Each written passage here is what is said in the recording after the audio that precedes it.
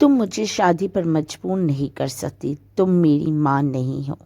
वो बदतमीजी से चीखती तो शगुफ्ता का हाथ उठा और उसके चेहरे पर उंगलियों के निशान सब्त हो गए। बेहया लड़की, कैंची की तरह चलती है तेरी जबान। शादी नहीं करनी तो क्या यार के साथ भागने की प्लानिंग है? उन्होंने नफरत अमीज लहजे में कहते हुए उसके बालों की गुत्ती पकड़ ली। हाँ, भाग जाऊंगी, कुछ भी कर लो, मगर तुम्हारे उस कमीने भतीजे से शादी मर के भी नहीं करूंगी। बिस्मा ने बगावत से चीखते हुए कहा, तू हमारी इज्जत को रोन डालेगी? उन्होंने बिस्मा को बालों से पकड़कर दीवार से उसका सर दे मारा।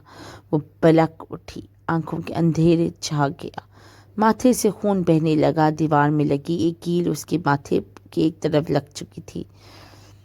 तुझे तो मार कर मैं कुत्तों के आगे डाल दूंगी, बदचलन लड़की। देखती हूँ तेरा यार आके तुझसे कैसे बचाता है। गुस्से से चीखते हुए उसे ज़मीन पर धक्का दे दिया। बिस्मा चिकरा कर ज़मीन बोस हुई और बेहोश हो गई। शगुफ्ता बेगम ने मोबाइल उठाया और कॉल मिलाई। और बशीर, अपने बेटे को भेज दो। हाँ हाँ, आज ही इस लड़की का किस्सा ख़त्म करना है। ले जाए इससे, वरना ये मेरे हाथों मर जाएगी। निकाह को छोड़ो, ऐसे ही ले जाओ। किसी को क्या पता चलेगा कि निकाह हुआ या नहीं। बस मेरा कर्ज उतर जाए, यही काफ़ी है। कालिया को भेज दो, अगर आकर ले जाए इस मनहूस को। कॉल काट कर वो बड़बड़ाती हुई बोली, ये यहाँ से भागेगी, जान ना ले लूँ तेरी, बगैर निकाह के जाएगी। तब जब वो तेरा जिस्म नोचेगा को ठंड पड़ेगी। ये कहते हुए वो सीने पे हाथ मारती हुई बाहर निकली और दरवाजे को ताला लगा लिया। आबिद हुसैन को अल्लाह ने एक ही बेटे से नवाजा था, मुराद हुसैन। मुराद ने अपनी मर्जी से मारिया से शादी की, मगर बेटी की पैदाइश के बाद मारिया बीमार रहने लगी। उसने बीमारी पर तवज्जो न दी। एक दिन ज़्यादा ख़राब हो गई। टेस्ट करवाए तो मालूम हुआ उसे ब्रेन ट्यूमर है। कुछ अरसे बाद वो दुनिया से रुखसत हो गई। बिस्मा इस वक्त सिर्फ 2 साल की थी। दादी ने उसकी परवरिश करी, मगर बुढ़ापे में वो उसे संभाल ना सकी, तो मुराद हुसैन ने दूसरी शादी का फैसला किया। यूं मुराद को मौका मिला कि वो अपनी मनपसंद औरत शगुफ्ता को ब्याह कर ले आए। शुरुआत में तो शगुफ्ता ने बिस्मा से बहुत मोहब्बत जाहिर की। सबको यकीन हो गया कि वो अच्छी माँ है, चनाचे सब मुतमईन हो गए।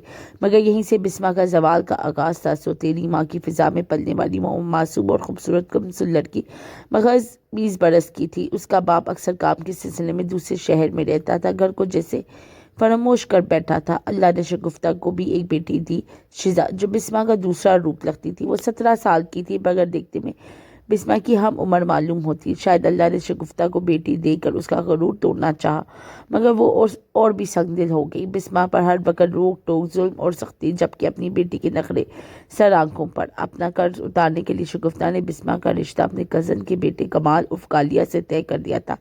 30 साल कालिया को वो कम हसन हसीना बेहद पसंद थी।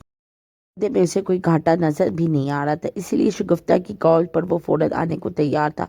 इधर बिस्मा जख्मी हालत में बेहोश पड़ी थी। सर, एक इत्तला देनी थी। फ़ोन पर ख़ास आदमी की आवाज़ सुनकर उस हुसैन हसीन मर्द की परेशानी पर बल पड़ के, नज़र रखो मैं बस आ रहा हूँ।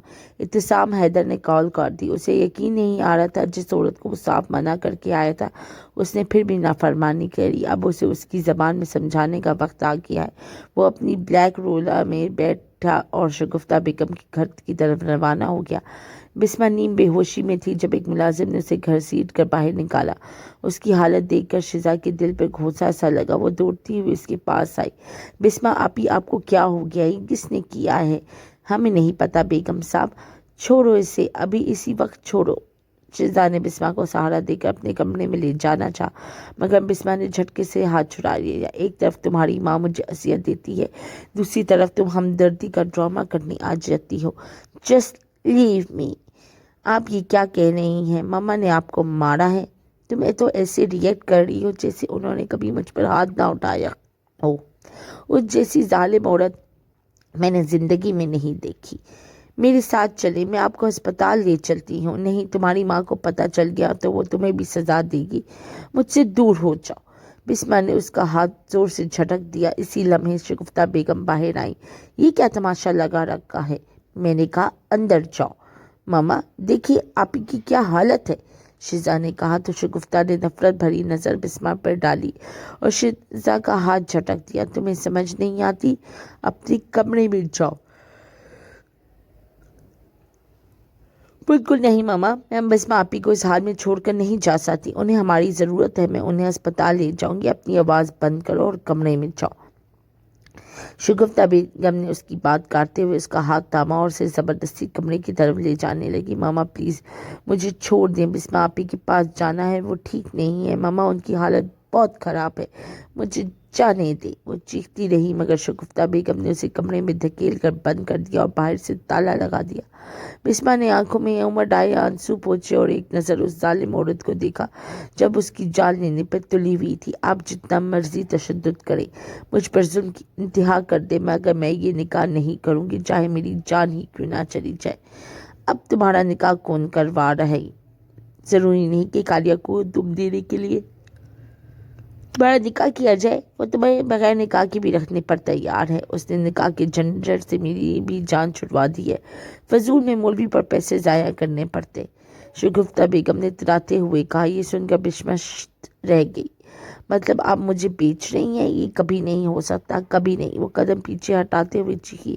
اچھا رکو مجھے، ابھی کچھ ہی دیر میں کمال پہنچ جائے گا اور تمہیں اپنے ساتھ لے جائے گا، اور تمہیں کیا لگتا ہے وہ گنڈا تمہاری مدد کو آئے گا؟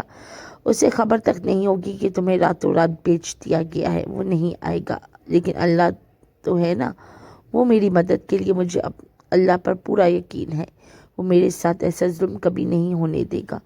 بسما نے پر یقین لہجے میں کہا اور آسمان کی طرف دیکھا۔ مجھے اپنے اللہ پر پورا بھروسہ ہے، وہ میری مدد کو ضرور آئے گا، اور آج تمہارے ظلم کی انتہا ہوگی، اللہ تمہیں اس کی بہت سخت سزا دے گا، بہت سخت۔ بند کرو اپنی بکواس، اب اندر چلو، جب تک کالیہ آتا ہے اپنا حلیہ درست کرو، بھلے نکاح نہ ہو مگر وہ سہاگ رات تو ضرور ہی منائے گا۔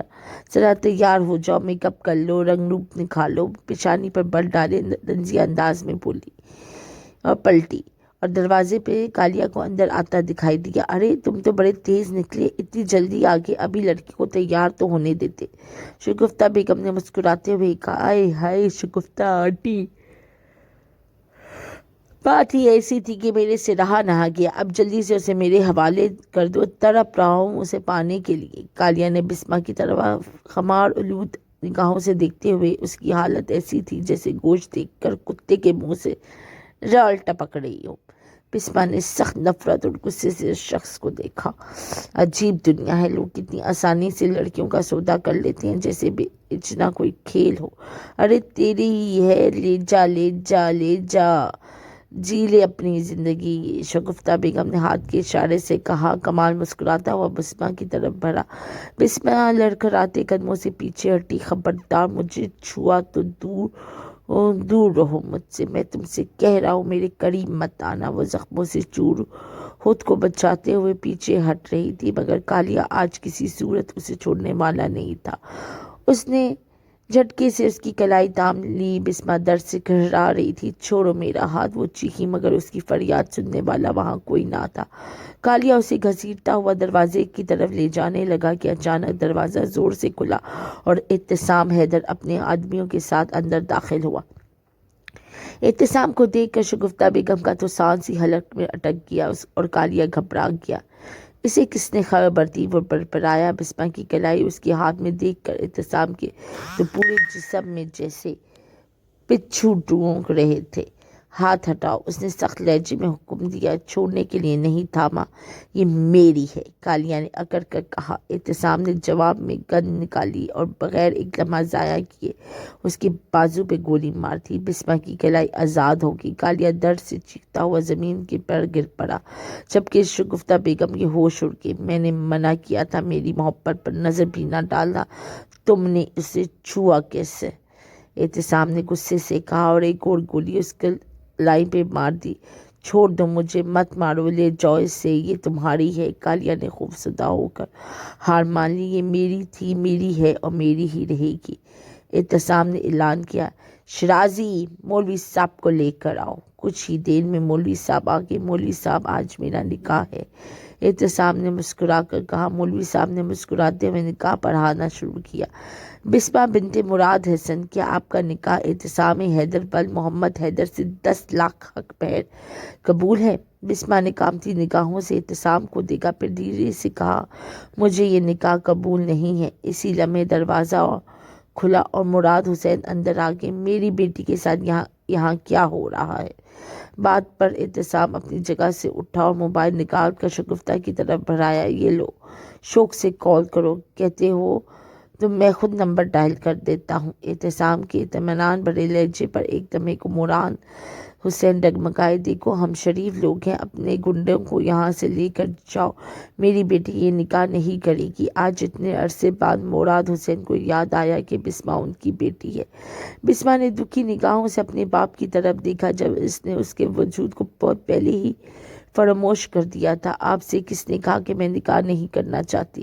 میں اعتصام حیدر سے ہی نکاح کرنا چاہتی ہوں۔ اچانک بسمہ کی بات سن کر مراد حسین بری طرح چونک گئے۔ وہ پلٹ کر اس کی طرف متوجہ ہوئے۔ اس کے چہرے پر زخم، ماتھے پر بہتا خون اور بکھری ہوئی حالت دیکھ کر وہ گھبرا گئے۔ یہ سب کیا ہوا تمہارے ساتھ؟ کس نے کیا کیا ہے یہ؟ انہوں نے اس کا چہرہ اپنے ہاتھوں میں تھاما، مگر بسمہ نے فوراً جھٹک دیا، میرے قریب مت آئیے، دور رہ کر بات کریں۔ مجھے یہ نکاح کرنا ہے، میں اس نکاح کے لیے راضی ہوں۔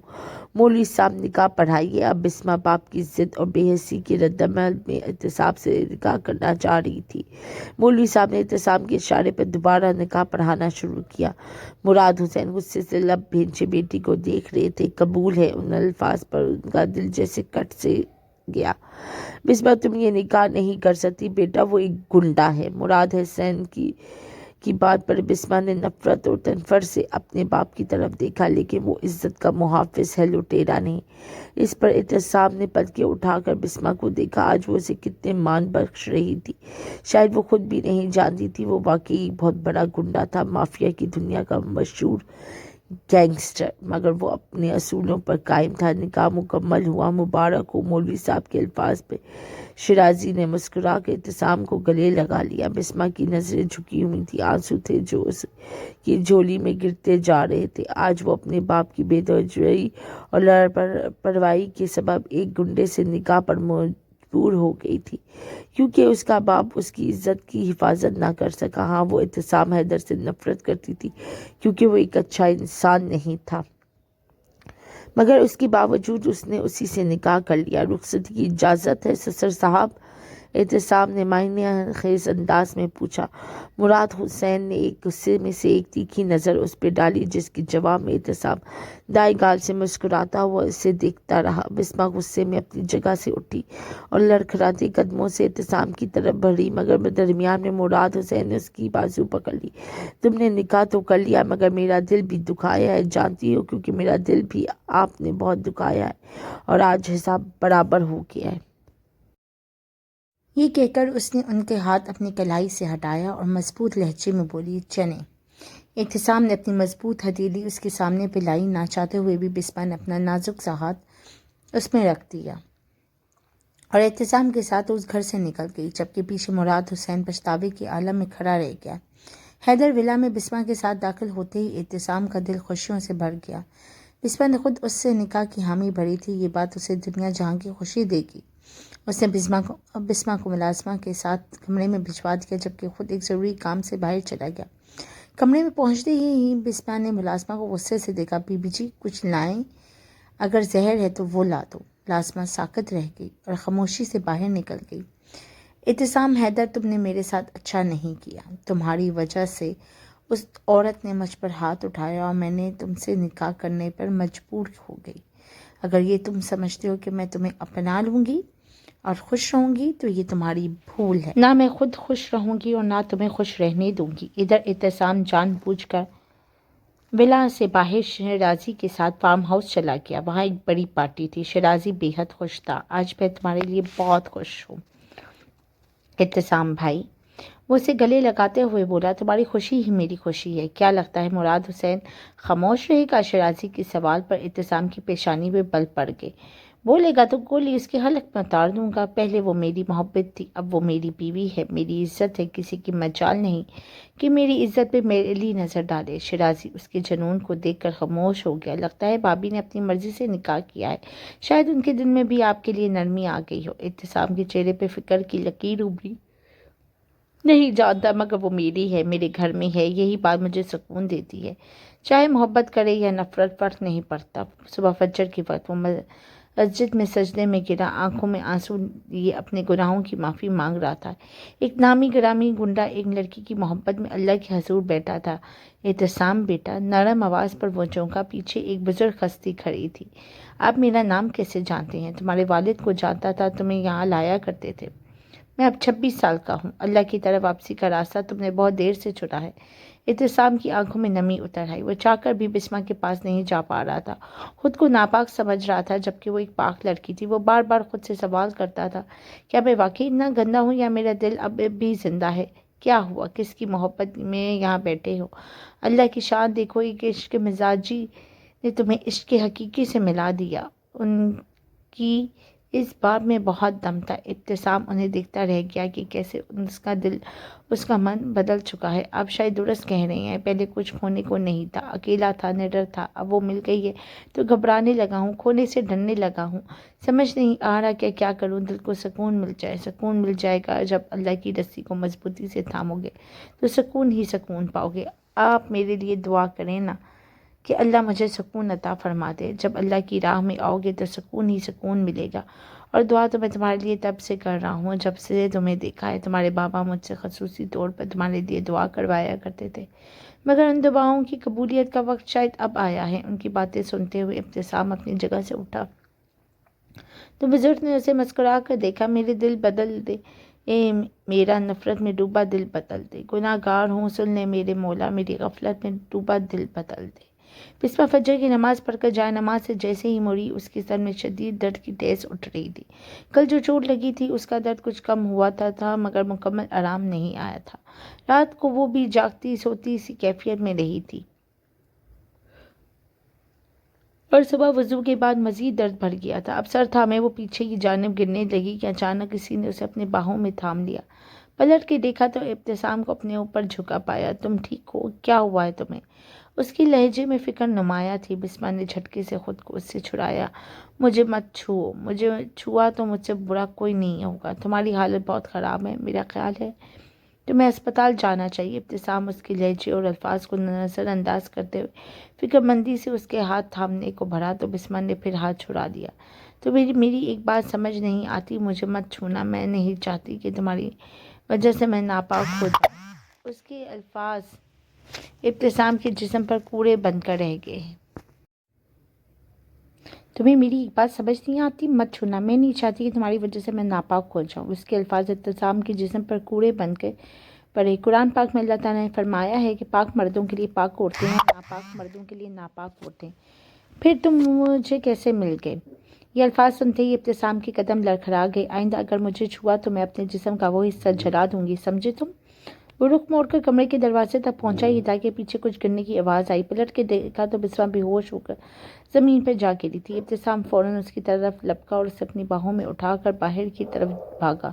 اس کا دل کسی انہونی کے خدشے سے دھڑک رہا تھا. اسپتال کے کوریڈور میں وہ بے چینی سے کین ہو رہا تھا. کچھ سیٹی کی طرف دیکھے جا رہا تھا. بسمہ کا ICU ٹیسٹ ہوش میں آنے کے بعد کیے گئے تھے. ڈاکٹر نے کہا آپ باہر جا سکتی ہیں، رپورٹ کچھ دیر میں آ جائے گی. آپ اپنے شوہر کے ساتھ گھر جا سکتی ہیں، آرام کریں، انشاءاللہ سب ٹھیک ہو جائیں گی. ڈاکٹر سعدیہ نے محبت بھرے لہجے میں کہا. ابتسام نے فکر مندی سے پوچھا، کوئی خطرے کی بات تو نہیں؟ ڈونٹ وری مسٹر ابتسام، اللہ پر بھروسہ رکھیں. گھر آ کر بھی بسمہ کا رویہ سخت رہا. تمہاری حرام کی کمائی سے لائی ہوئی کسی چیز کو میں ہاتھ نہیں لگاؤں گی. ابتسام خاموشی سے کمرے سے نکل گیا. ادھر بشیر ملک کے دل میں ابتسام کے لیے شدید نفرت نے جگہ بنا رہی تھی. اگر اس لڑکی کو تم سے دور نہ کیا تو میرا نام بھی بشیر ملک نہیں. دوسری طرف مراد حسین کو شگفتہ بیگم کی حقیقت کا علم ہوا تو اس کا ہاتھ اٹھا اور شگفتہ کے چہرے پہ پڑا. میں نے تم پر اندھا اعتماد کیا تھا اور تم نے میرا گھر برباد کر دیا. آخر میں خدیجہ اماں نے بسمہ کو بتایا، بیٹا کوئی بھی بچہ برا پیدا نہیں ہوتا، حالات انسان کو برا یا اچھا بناتے ہیں۔ اگر وہ سچے دل سے اللہ سے توبہ کر لے تو اللہ اسے اپنے پسندیدہ بندوں میں شامل کر لیتا ہے۔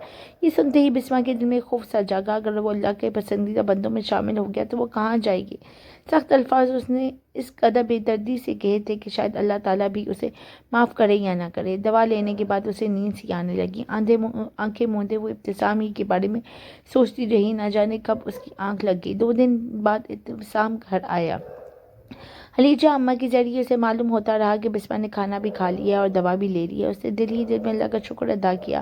وہ 2 دن اس کے لیے گھر نہیں آیا تھا کہ بسمہ کا سامنا نہیں کرنا چاہتا تھا۔ وہ نہیں چاہتا تھا کہ اس کے منہ سے کوئی بھی سخت بات نکل جائے، کیونکہ بسمہ کے الفاظ ابتسام کے دل میں ہتھوڑوں کی طرح برس رہے تھے۔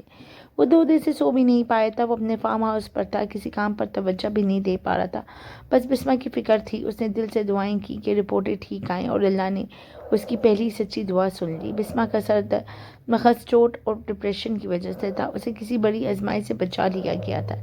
ابتسام خدیجہ اماں سے رابطے میں تھا، وہ بسمہ کو کچھ اسپیس دینا چاہتا تھا۔ آج وہ صرف ایک فائل لینے گھر آیا تھا۔ مخالف پارٹی کا گنڈا اس کی زمین پر دوبارہ قبضہ کر رہا تھا، مگر زمین کے اصل کاغذات ابتسام کے پاس تھے۔ چاہتا تو گولی کی زبان بول سکتا تھا، مگر اس کا دل بدل چکا تھا۔ اب وہ قانونی طریقے سے معاملہ حل کرنا چاہتا تھا۔ وہ اپنے کمرے کی طرف بڑھا تو بسمہ شاور لے کے باہر نکل رہی تھی۔ اس کے بھیگے ہوئے بال اور جسم سے چپٹے کپڑے ایک لمحے کو ابتسام کو ساکت کر گئے۔ اس کے دل کے تاریخ اٹھے۔ بسمہ، اس کی محبت، اس کا عشق، اس کا جنون تھی۔ بسمہ بھی اچانک سامنے اسے دیکھ کر گھبرا گئی۔ بالوں سے ٹپکنے پانی کے قطرے ابتسام کے دل پر تیر بن کر لگ رہے تھے۔ اسے فوراً رخ موڑ کر اپنی گردن سے لائی۔ بسمہ اس کے لیے ایک کڑا امتحان بن چکی تھی۔ بسمہ نے آگے بڑھ کر بستر سے دوپٹہ اٹھایا اور خود ڈھانپ لیا۔ تمہیں دروازے پہ دستک دے کر آنا چاہیے تھا، عادت نہیں ہے اپنے ہی کمرے میں اجازت لے کر آنے کی، تو عادت ڈالو۔ اب تم اکیلے نہیں ہو، میں بھی یہاں ہوں۔ اس کے لہجے میں وہی سرد میلی تھی۔ ابتسام کے دل کی دھڑکنیں بے قابو ہو گئیں۔ وہ فائل نکالتے ہوئے اسے گہری نظروں سے دیکھنے لگا، مگر بسمہ نے رخ موڑ لیا۔ کوشش کروں گا آئندہ نہ بھولوں۔ وہ اسے اپنے لائے ہوئے لباس میں دیکھ کر عجیب سے سرسراری میں مبتلا ہو گیا۔ اس نے ابتسام کو قبول نہیں کیا تھا، مگر اس کے گھر، اس کے کمرے اور اس کی چیزوں کو اپنا لیا تھا۔ یہی بات اسے خوشی دے گئی۔ وہ بنا کچھ کہے باہر نکل گیا۔ کس خوش فہمی میں مت رہنا، اگر میں تمہارے لائے ہوئے کپڑے پہن رہی ہوں یا یہاں رہ رہی ہوں تو ہر چیز کا حساب لکھ رہی ہوں، وقت آنے پر سب لوٹا دوں گی۔ اس کی بات سنتے ہی ابتسام کے چہرے پہ بے اختیار مسکراہٹ آ گئی۔ وہ بغیر موڑے باہر چلا گیا، مگر انا اسے جھکنے نہیں دے رہی تھی۔ ادھر وہی ہوا جس کا ڈر۔ انور نے بات نہ مانی اور فائرنگ شروع ہو گئی۔ ابتسام نے گولی نہ چلانے کا عہد کیا تھا، اس لیے اس کے بازو پہ گولی لگی، مگر اسے پلٹ کر وار نہیں کیا۔ اس کے آدمی مگر خاموش نہ رہے۔ شیرازی کو پیٹ میں اور سرور کو ٹانگ میں گولی لگی۔ ابتسام شیرازی کو فوراً اسپتال لے گیا۔ اپنی تکلیف اسے یاد ہی نہ رہی۔ شیرازی اس کے لیے بھائی جیسا تھا۔ 10 سال کا ساتھ تھا۔ ڈاکٹر نے بتایا گولی نکال دی گئی ہے، مگر خون زیادہ بہہ گیا ہے، دعا کریں ہوش آ جائے۔ ابتسام کی آنکھیں نم ہو گئی۔ کب تک ہوش آئے گا؟ 2 سے 5 گھنٹے لگ سکتے ہیں، ورنہ کومے کا خطرہ ہے۔ یہ سنتے ہی اس کی سانس رک گئی تھی۔ شیرازی اس دنیا میں اس کا واحد اپنا تھا۔ اسی لمحے ایک انجان نمبر سے فون آیا۔ بہت بڑی غلطی کی ہے تم نے، میرے بیٹے کو معذور کر دیا۔ اب ایک گولی تمہاری بیوی کے دماغ کے پار ہوگی۔ ابتسام چیخ اٹھا، اگر میری بیوی پر نظر بھی ڈالی تو سوچ لینا انجام کیا ہوگا۔ تو سن لے، تیری بیوی اس وقت میرے قبضے میں، بچا سکتا ہے تو بچا لے۔ فون کٹ گیا۔ ابتسام کے کانوں میں شور گونجنے لگا۔ اس نے فوراً گھر فون کیا۔ بسمہ گھر پہ نہیں تھی۔ یہ کیسے ممکن تھا؟ اتنی سخت سیکیورٹی میں وہ بسمہ تک کیسے پہنچے؟ کیا بسمہ خود گئی؟ اس نے ایک نظر ICU کی طرف ڈالی۔ بانو تم یہیں رہو، نہال اور سرمد کے ساتھ، سیکیورٹی کا خیال رکھنا، شیرازی کی خبر دیتی رہنا۔ یہ کہہ کر وہ تیزی سے وہاں سے نکلا۔ اب ابتسام کرو بسمہ کے باپ کے گھر کی طرف تھا۔ دروازہ زور سے کھلتا ہوا وہ اندر داخل ہوا اور سیدھا شگفتہ بیگم کے پاس جا کھڑا ہوا۔ پاس پڑی میز کو ٹھوکر مارتے ہوئے کہہ دیا، کہاں ہے میری بیوی؟ میں کچھ پوچھ رہا ہوں، جواب دو۔ کیا بات ہے، اتنا کیوں شور مچا رہے ہو؟ مراد حسن نے پوچھا۔ مجھے نہیں پتا وہ کہاں ہے۔ شگفتہ بیگم نے گھبراتے ہوئے کہا، جھوٹ بول رہی ہو تم۔ ابتسام نے پاس پڑی کرسی کو زور سے لات مار کر گرایا۔ تم پہلے بھی اس کا سودا کر چکی ہو اور سمجھتی ہو کہ میں تم پر اعتبار کروں گا؟ ہرگز نہیں۔ साफ साफ बताओ वो कहाँ है, वरना तुम्हारा वो हाल करूँगा कि तुम खुद को भी ना पहचान सकोगी।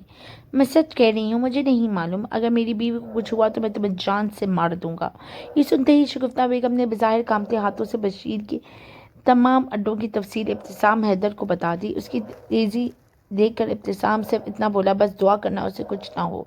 जाते जाते उसने पलटकर मुराद हुसैन पर एक नज़र डाली और बाहर निकल गया। शगुफ्ता के बताए गए तमाम अड्डों पर उसकी टीम छापे मार रही थी और जिस अड्डे पे वो खुद पहुंचा वहीं बिस्मा मिल गई। बशीर ने उसे बांध कर रखा हुआ था। इब्तिसाम अपनी टीम के साथ फायरिंग करते हुए बिस्मा को वहां से निकाल लाया।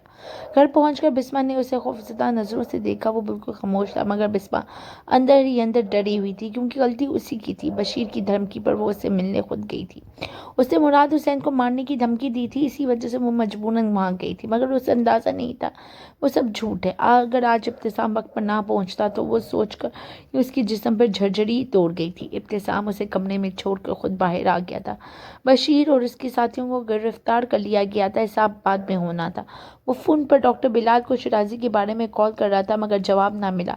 फिर सरमद को कॉल की तो मालूम हुआ कि शिराजी को होश आ गया। उसने फ़ौरन अल्लाह का शुक्र अदा किया। इसी लम्हे बानो रोती हुई हैदर बिला में दाखिल हुई और भाग कर इब्तिसाम के सीने से लगी। मुबारक हो इब्तिसाम, शिराजी को होश आ गया। इब्तिसाम ने फ़ौरन खुद को पीछे हटाना चाहा, मगर इसी लम्हे सीनों से उतरती बिस्मा ने यह मंजर देख लिया। उसके तन बदन में आग लग गई।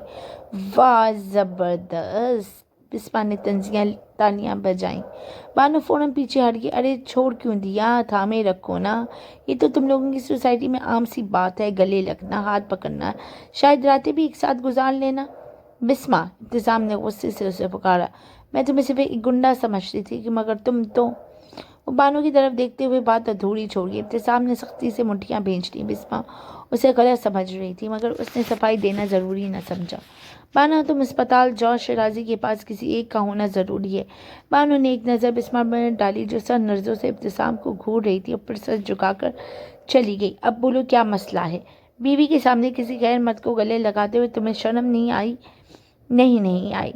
ये तो हमारी सोसाइटी में आम बात है। अगर उसका छोड़ना इतना ही अच्छा लग रहा था तो उससे शादी कर लेती, मेरी ज़िंदगी क्यों बर्बाद करी? इब्तिसाम ने उसकी कलाई पकड़ी और कमरे की तरफ ले गया। अगर मुझे वो पसंद होती तो मैं शादी उसी से करता, तुमसे नहीं। बिस्मा खामोश हो गई। इस बात में वाकई वजन था।